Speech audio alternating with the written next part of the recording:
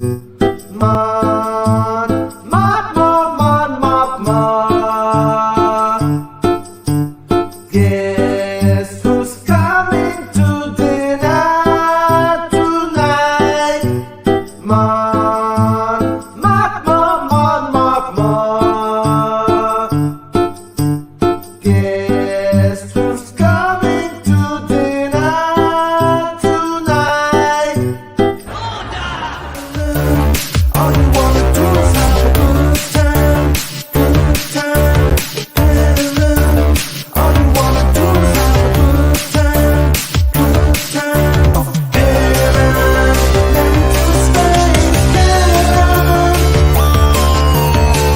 heaven, let me to space. Heaven, let me to space. All you wanna do is have a good time. Get some friends over and have a glass of wine. Oh, Hi, I'm Jason Ward from MakingStarWars.net, and today I'm reviewing the show a little bit early. I think I have to pick up my kids from school. I didn't think I was going to have to, and I think I have to today. So I'm just going to get right to it. Rob might be here. I'm not sure. He was here last night, so you can watch last night if you missed Rob, but he might show up. I don't know. Anyways, the 7th episode is, I thought, extraordinarily strong, actually. I was more pleased with it than I thought I would be. I was afraid it was going to be entirely just exposition to get us to the prison or whatever was next. I assume the prison is next now.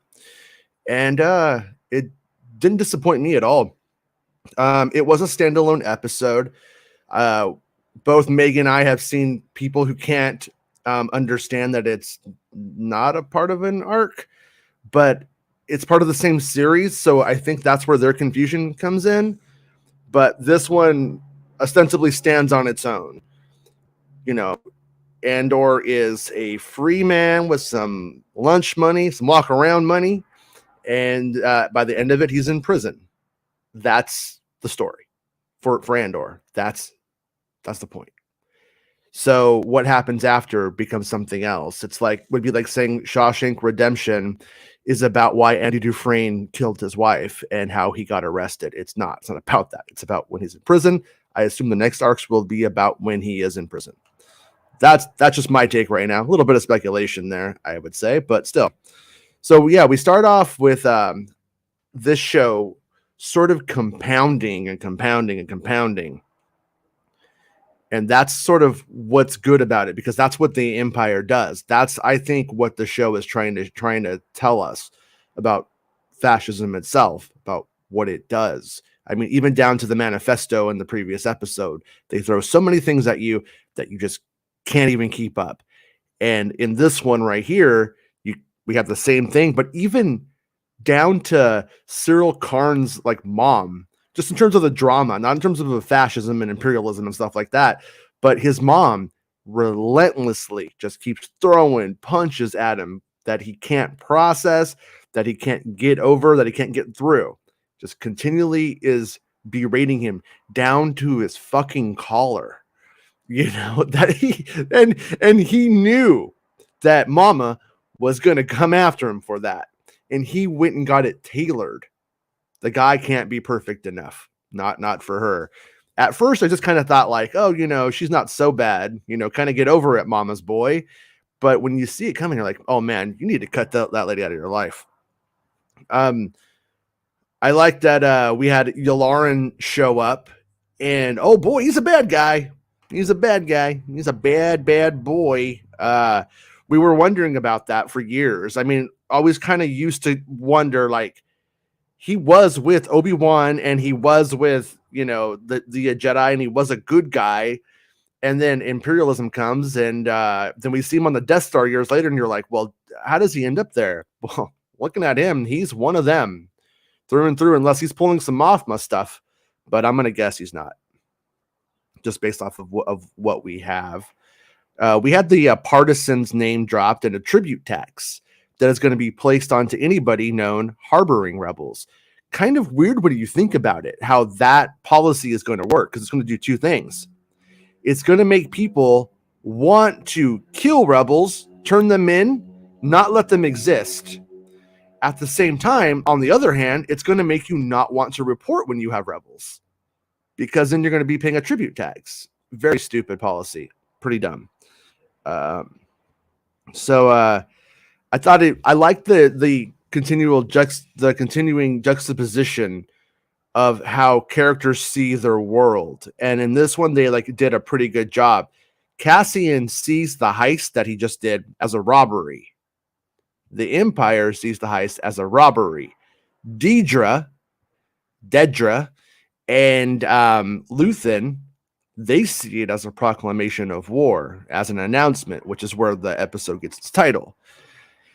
So it's kind of funny how you have these people all entwined in the same thing, and they're seeing it completely differently.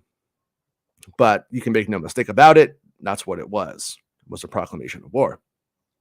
So, yeah. So anyways, Two-Faced Mothma, loving Mon Mothma's performance in these episodes. She's just solid, just way solid. Like, I had no idea before we were going into this that she was gonna nail this like so hard. Like, she like goes into those like dinner parties and she's got her party face on and she's being the phony with the handing the champagne to droids and stuff, and then she'll just like switch over. She'll go meet Luthen and they play that two-faced game again. She does it really, really, really well. And then later, but it's funny because it's not just those two things though. You have like, ha ha ha, happy serious into just like, what are you doing, homeboy? And then you can flip it where she's almost like kind of getting turned on, but by what she's doing, by that bad girl energy that she has that nobody knows about. She's kind of into it when she's telling her friend about what she's up to in her own way. But we'll get into that more in a minute. But oh yeah, a couple of things too that I just like want to point out: the difference between good Star Wars writing and bad Star Wars writing, in my opinion. Oftentimes some dolt on Twitter will tell me what good writing is, and it has nothing to even do with writing. But in Star Wars, there's sort of this, I don't know if precocious is the right word, but there's sort of this like, remember that scene when Anakin and Padme are going off to Naboo together, and like, I think it's Typho. Is it Typho? And he's like, I'm not really worried about what he's going to do. I'm worried what she's going to do. And you're just like, yeah, okay, we get it. She's so, oh, wow, they're going to do whatever they want to do because she's free-spirited. That kind of shit, right? Well, you have that scene at the end when Mothma's leaving, and Clea's like, you know, is she worth it? And instead of going, she's damn well worth it, he's all, we'll see. That was the best line he could have in that moment, because it is a we'll see moment. It's not a, I'm just going to have faith because I know how this turns out because I saw Return of the Jedi. I mean, that kind of shit gets on my nerves whenever I'm watching Star Wars. It does detract from those little pieces of enjoyment because you know, things don't sit right. That sat very well for me. And anyways, yeah, so what else we got here? Yeah, the worth it stuff, and we'll see. And then we got Cyril Karn getting a job at the what is it called? The Bureau of Standards. And I don't know if you guys picked up on it, but the very last shot of the episode is Cyril Karn there you are, becoming a cog. He like literally becomes another cog in the machine. Motherfucker's listening to the wall. He's another brick in the wall, but it's like literally a little cog, and he's like going to sit in the Imperial cog. He's a little cogger. But that was really, really, really strong. Visual storytelling on top of, you know, what it does beat you over the head with. And then I'm just doing like sort of like the recap of all of the little thoughts that I had here, Rob. Clea's swagger walk. The she got the shoes. She's but when she's going, all of those shots in there, I felt like last night the panel we had here was a little hard on some of that shit. And when I was watching it, I was like, you know what? These are good Coruscant shots. These shots feel like real. They do feel cosmopolitan, but in a brutalist sort of architecture going on. Complain. Okay, yeah. And I was like, but that shot it. when she's walking, she's like going to walk off camera, but the camera pans up and we see the mirror on the ceiling, and we see her walk over.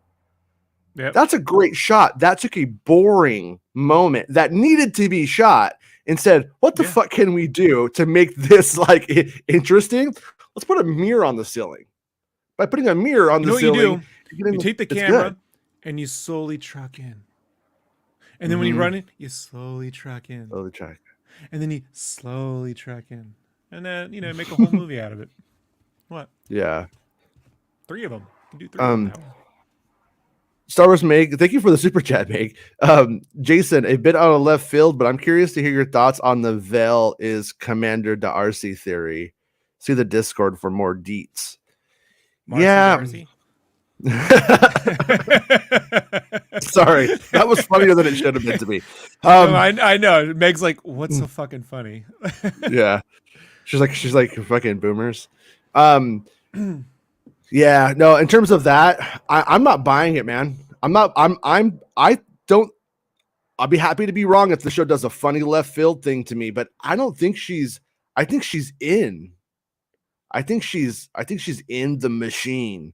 I think she wants to be one of them. And I'm going to get into a little bit of that in a few minutes. I think she's just Dedra, and she's just a ladder climber through and through. That's where I think we're at. I haven't seen like one hint so far convincingly that yet there's anything there's like an ulterior like motive or anything other than her being who she is supposed to be. But with the nature of this show, I don't think that fans are necessarily having their head in the wrong place looking at things like that, because it could happen, but makes me Darcy is part of Leia's resistance in the sequels, but I'm gonna Darcy is like, she doesn't have that same kind of, I know she's supposed to be an Imperial, but they just don't spiritually feel like the same thing to me. So, but yeah, but fucking Clea's out there. She's like cleaning house for Luthen. She says we can't have Andor living, or we can't have Luthen living in Andor's head, and I think that's almost like a callback to those Imperial mind probes of when this fool gets himself caught, and he eventually will, and then he does. And if they should mind probe him, they're gonna find who Luthen is. So, then we cut back to Cinta, and Cinta's back. Hold on, I just want to say this about the Commander Darcy moment. Like, I would just hope that there's more than one blonde gay woman in Star Wars. Like, let's not limit, because you got one blonde. Is she even gay? Woman, that means she's she kissed the. We don't even know that she kissed a female pilot in Rise of Skywalker. She's in the background kissing. No. I'm talking about Vel? Dedra. No, she's talking about Vel. Vel. Oh, I'm dumb. I totally Jason, in my head had. Hey man, you're up too fucking late, bro. Yeah, that's the problem. That's not. And you're watching this wrong. shit like 800 times. No, so she's just talking about, because they bear a passing resemblance, right? But I would really like to there could be more than one blonde woman in Star Wars in the Resistance who's, I don't know, dude. I'm pretty convinced that all black people in Star Wars are related. Clem must be Mace Windu's cousin, at least. Right? At this point, if I can make a connection to the similarity, then they must be related. And all women with saggy boobs in Star Wars are related. So Sice Noodles is related to Old Leia. I see. Old Leia. Oh. Old Poe. Old Poe. Yeah. Jason. Yeah. Anyways. Me. My pot tits. I made the pot tits joke. They had to know when he made his code name Keef what they were doing. Do you know what Keef is? Do you know what Keef is, Rob? He was the guy who was going to play Obi-Wan in the Phantom Menace. No, that's Kiefer Sutherland, which is what I always call my Keef trap. Keef.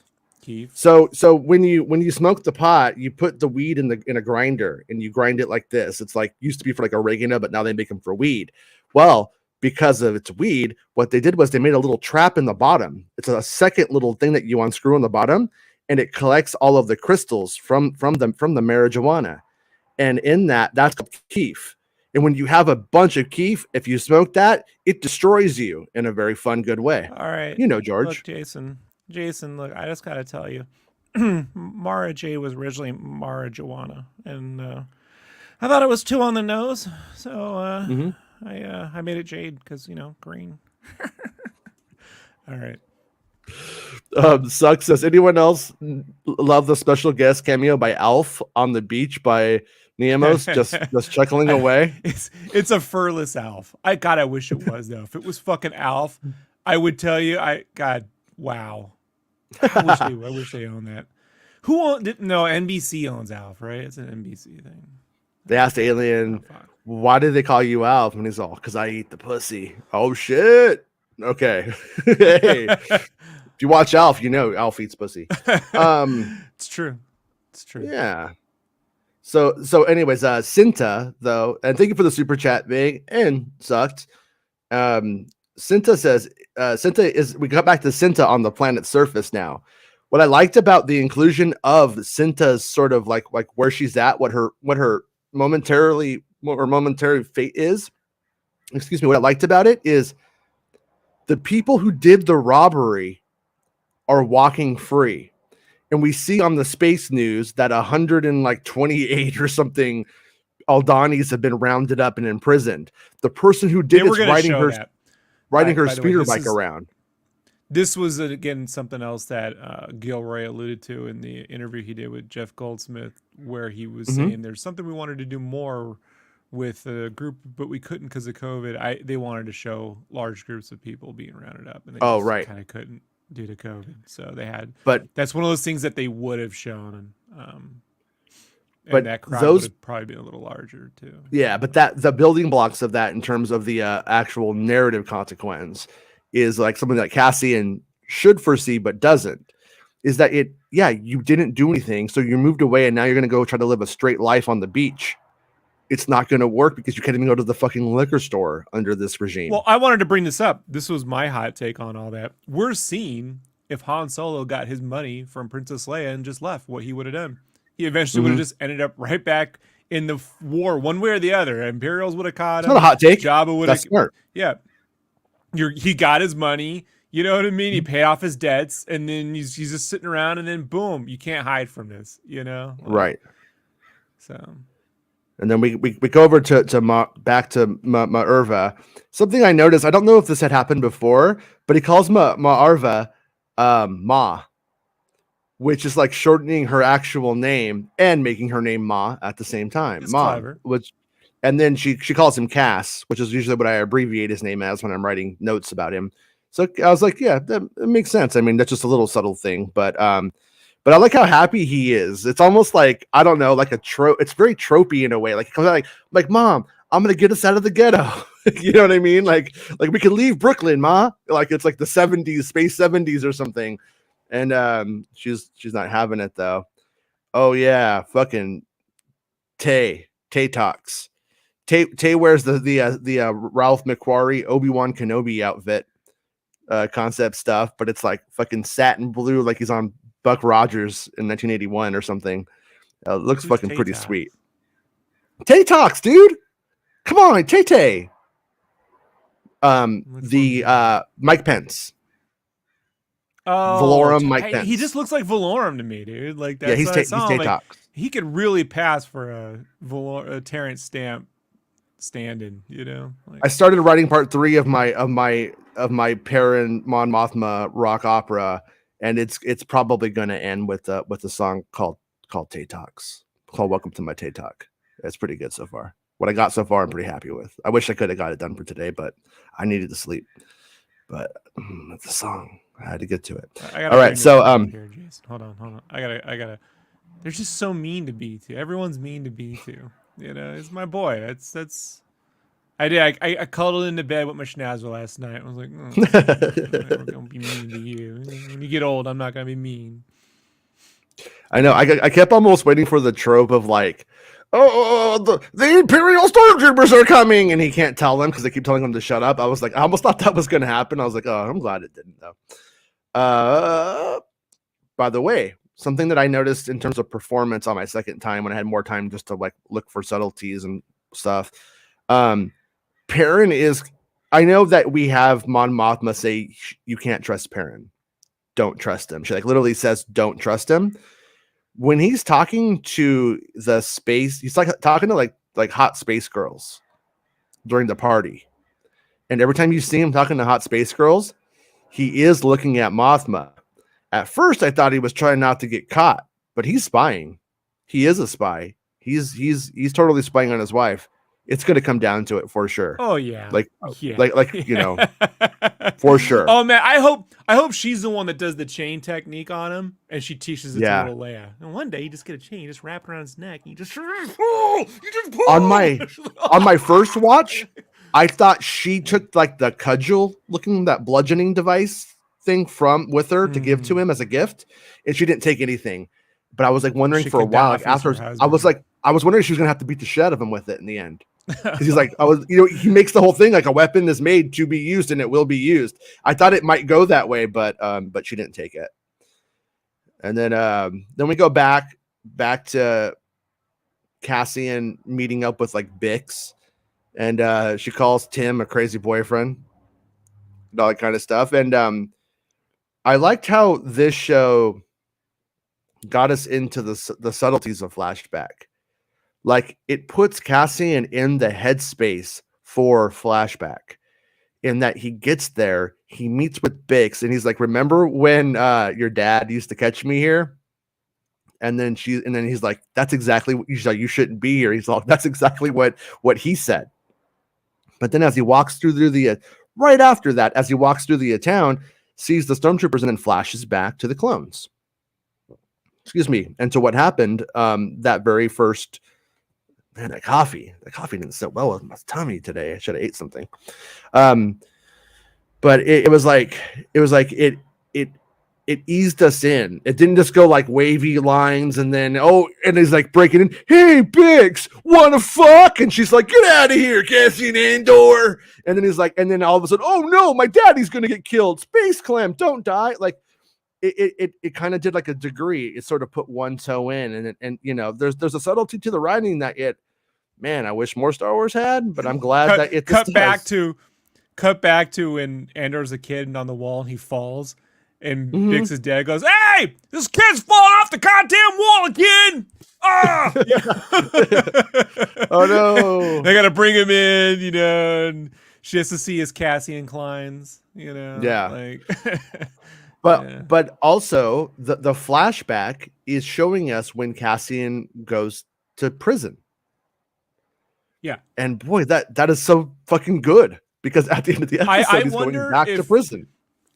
If Cassian's the one who ends up in the prison, he doesn't go into the prison to get someone out, but he's in that prison that we've seen, like the THX 113. I wonder if he'll have flashbacks to when he was in detention in juvie. Some of those could be the same thing. Yeah. You know what I mean? It is possible that. Yeah. I'm sort of hoping for a Cyril Karn and Andor juxtaposition going forward, because they're both institutionalized as these cogs in the machine. I mean, like I said, he literally is. He's literally in a cog. Like that's what his office is, a cog. And it's funny. It's so on the nose. But I'm kind of thinking that that's what we might get. But anyways, then we get Ma's rebellion. Maerva. She is ready to rebel without a doubt. There's no real subtlety there. She's going to do whatever it takes. He's like, what do we do? He's like, whatever we have to do is what she's saying. So she's ready. I think she's going to go do an attack in one of the very next episodes. Like we saw Bix pretty much agreeing to go in and do an attack. We've already seen that clip of her saying like let's get him or light him up or something to that effect. And I assume I need to see that shot again. I assume she was talking to Cassian, but now I almost wonder if they're talking to if Maerva and Bix are having a conversation there. But I thought it was also very, very strong. There was that conversation, the sappy moment of the episode, but it's good. And that's where he says, like, you know, she's like, you have to go, I have to stay. And then he's like, but I'm gonna worry about you. And she's like, well, like that's love. And I think when she goes and this is setting up the psychological condition that when she goes and she dies, what she cared about is what he worries about. And the last thing that really mattered to that woman that he's going to know her for is that she wanted this machine taken apart. She wanted the empire destroyed. That's her, like, going to be her dying wish and probably what she dies for. And that's going to really set Cassian up for why he does what he's going to go and what he's going to become. And like how he's going to be one of the most dedicated people in the whole thing. Everybody, whether they want to or not, thinks about the stupid shit that if their parents wanted, thought, and said. Even when they want to dismiss it, it still sometimes comes back. No, it does. Okay, not for Rob, but for all the rest of you. And so you wanted me to go to the Ferals. I know that. And I can't now because you can't stop talking about it. See, it's how it works. And then in terms of like the institutionalization of everything, it wasn't lost on me that you have Emperor Palpatine taking Emergency Powers Act in the prequels and molesting that into his own perverted fucking sense of justice and then declaring himself the emperor. As the Imperial Emergency Act is put into place after the robbery, Deidre abuses the act. It's the very first thing she does is fucking abuse those powers. The moment she has them, she goes balls out, fucking abuses them, just like Palpatine, and she's rewarded for it. They love it. Her superiors see what she did, and what's funny is those are the people who rewarded Palpatine for doing it. They're like, oh, Palpatine's not a bitch. Yeah, he's abusing the law, but it's for the right thing, we think. So therefore, next episode, she's going to need a special master and some privilege and some executive privilege. But now that special master thing's giving him this, I can't remember what the word is, but it's like an auditor because he wanted the special master. And now everything he does is going to be watched. Oh, it's an independent. That's not good when you're a money launderer. But yeah. So anyways, though, like in this episode, you see things at the very micro to the macro, like just going out, like in terms of the like story about the ramifications of the politics of the day, of the day's news, what happened to the person on the ground, all the way to to the old lady, to the guy at the end actually just trying to go bang some chicks on the beach. You cannot escape the politics of the day. You just can't. You're a part of it. If you live in the culture, you're gonna deal with it. So, anyways, but that's Minerva says, like, oh, go ahead, go. I almost wonder if she knows that if he tries to go escape, it ain't gonna work. Because she tells him to go find some peace. You can tell she feels sorry for him. She's like, you've been dealing with this shit since they've been taking stuff from you since you were a baby, basically. And but he goes to that beach, which should be the one place that it would be okay. And boy, isn't it. He just happened to look like the Vandals. That's really what it is. He just looked like them. Yeah, that fucking beach cop. What an asshole, right? Dude, beach cops are fucking assholes, bro. Like, the only ticket I ever got in my entire life, I go on this beach, right? It was summer 2000. Came back from the military because my dad got a heart attack. I'm here for 1 month. There was a bonfire a friend had invited me. I go on the beach. I cut my foot on some glass, dude. Not even I'm like, fuck, my foot's fucked up. While I'm there, someone hands me a Jones Cola because I heard you like Jones Cola. You cut your foot. Here you go. It's a glass bottle. So I'm like, oh, well, all right. I have a sip. A cop fucking hits me up like 5 minutes later for having glass on the beach after I cut my. He's like, so I got fined $50 fucking. Fuck cops. Yeah. Man. Like, seriously, beach cops. And meanwhile, you could smell the marijuana coming all the way from that fucking bathhouse. Like, you smell that? It was definitely Keith. We got you with the Jones Cola. A Jones Cola. Hope you learned your lesson. Yeah, well, what's he end up with though? He ends up with the KX unit choking him. Essentially tries to go to the beach and gets the boot on the neck, so there's nowhere left to go. On a little side note, the other guy getting tried with Cassian, or in the same like little thing guy after him, his massive shit on the beach. And I have to say that's the only thing in the whole episode that I thought, you know what? Yeah, your dog shit's on the beach. I don't think he cleaned it up. So I think no, his dog just shit on the beach, and I think he's getting like years in prison for it. But yeah, and then we end with that powerful shot that I've already talked about 4 or 5 times. That Karn is sitting in the cog at the end. He's back. He's back in. Welcomed him back in. And yeah, I mean, I sort of like the depth of the previous like 3-part arcs, but it was kind of nice to have this little one that just stands on its own. That's probably going to set up the climate for the rest, as he's going to be in prison for, we think, around 2 episodes. A source of mine who connected to the project was like, I don't know how many episodes the prison is, but I think it's about 2. That's what it felt like. So I'm guessing it's like going to be like 2 in, but for all I know, it's in all 3, and like just to a lesser degree in some of them, or you know what I mean, something like that. But I mean, it was nice. This is nice to have like this one that feels like a standalone that just puts everybody into their next positions. I'm glad the series started where it did. The series really could have started here though too. At the same time, Cassian coming back from a robbery, trying to give his mom money, and his mom wants to like this. This is, if there had been budget cuts, this could have been the start of the show. This could have been episode 1. Like I said, I'm glad it wasn't though, because we keep getting this build. It keeps things keep getting worse. We had these little dorky Cyril Karn guys in their little dumb orange outfits, mall cops that want to kick ass, that couldn't make it in something tougher, and then couldn't become real cops. And then now here we are, and we're to stormtroopers now.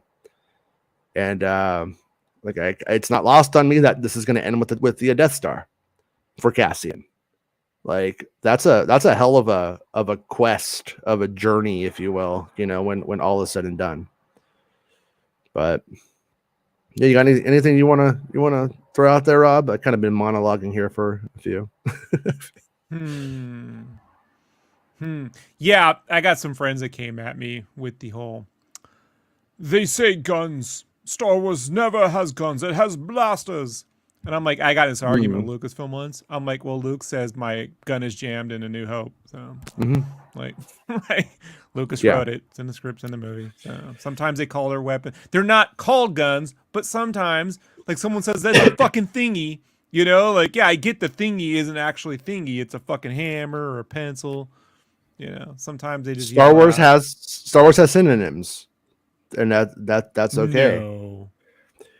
I feel like synonyms would have been a fucking prequel. Sin, yeah, that's a Cinta's sister. Yeah, synonym. But yeah, I do like. I always like look at things. Excuse me, with Star Wars, like on this show, like one of the things where this show does feel mundane at times, purposefully, with intent, as it should. It should, it's very like domestic in moments and stuff.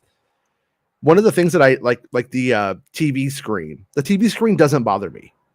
Where we see the space news in that moment, like in that shot, it doesn't bother me one bit.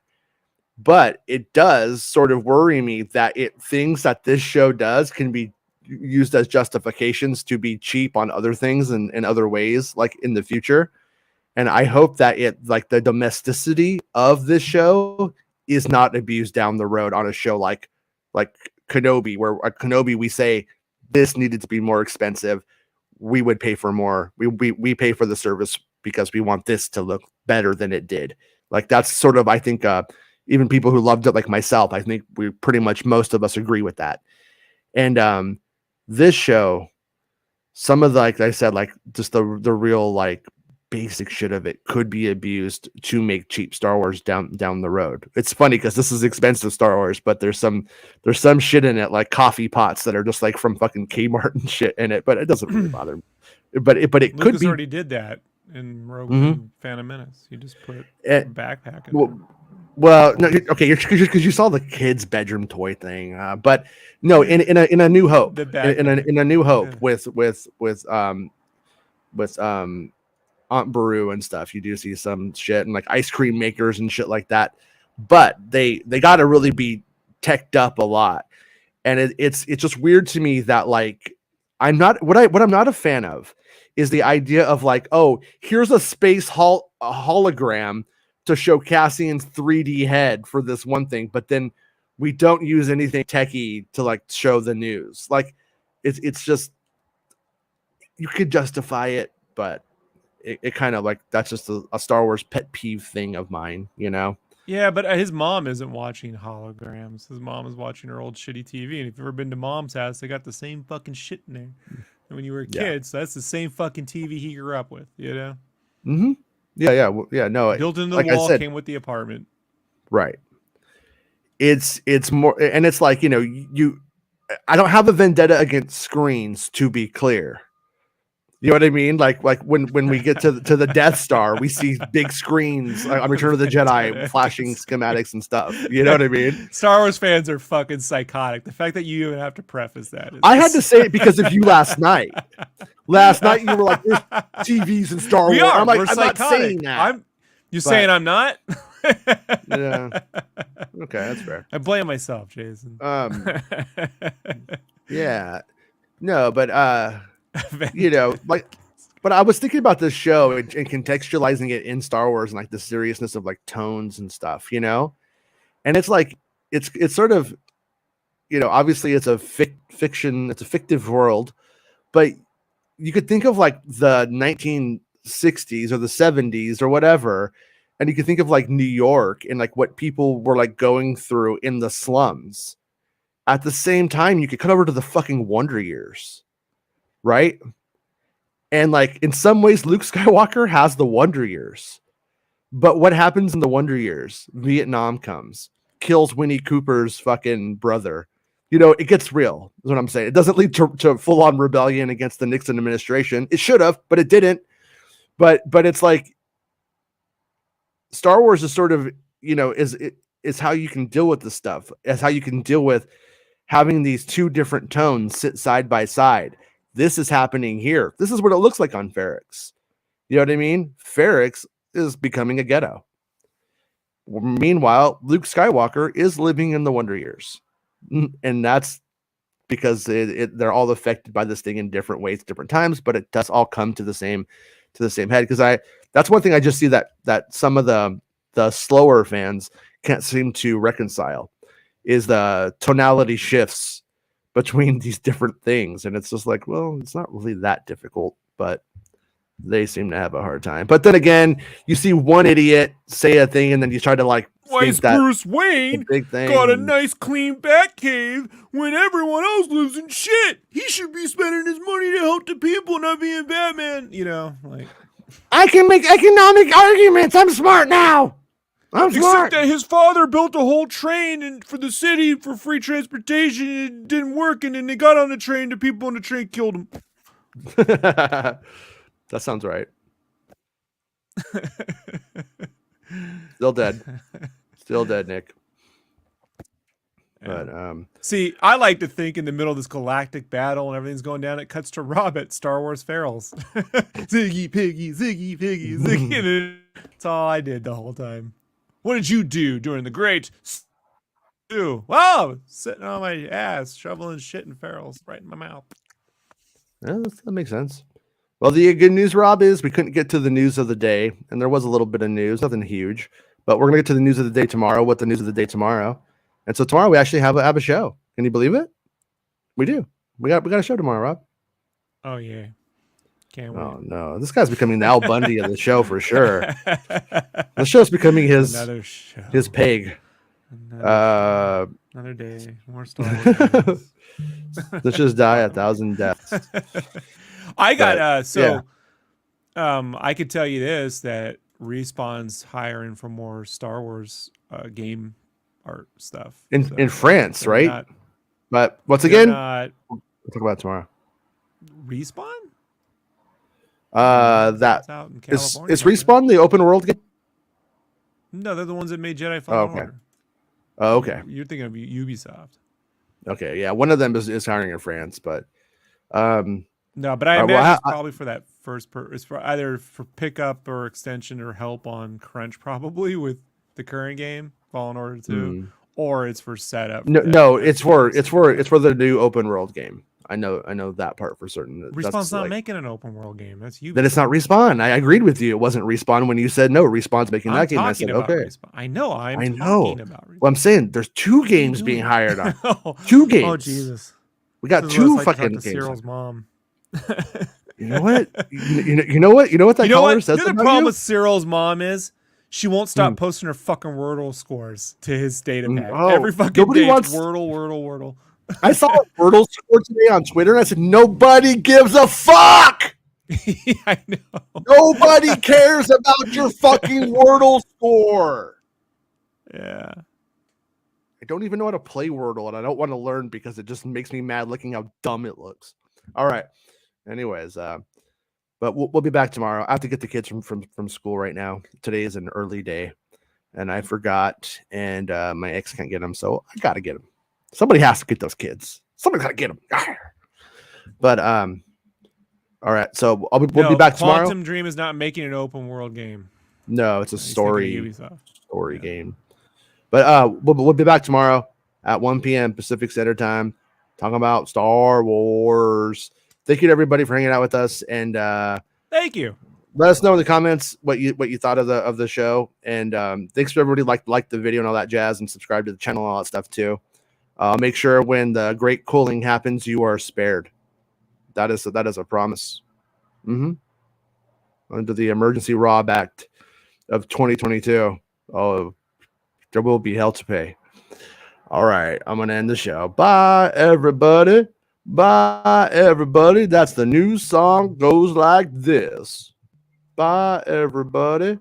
I can't hit the button. Because the button don't want to get hit. Come on, let's go. Hey! It's the end of the show. Come on, let's go. Hey! It's the end of the show. Come on, let's go. Hey! You know you should go. Come on, let's go. It's not about spaceships.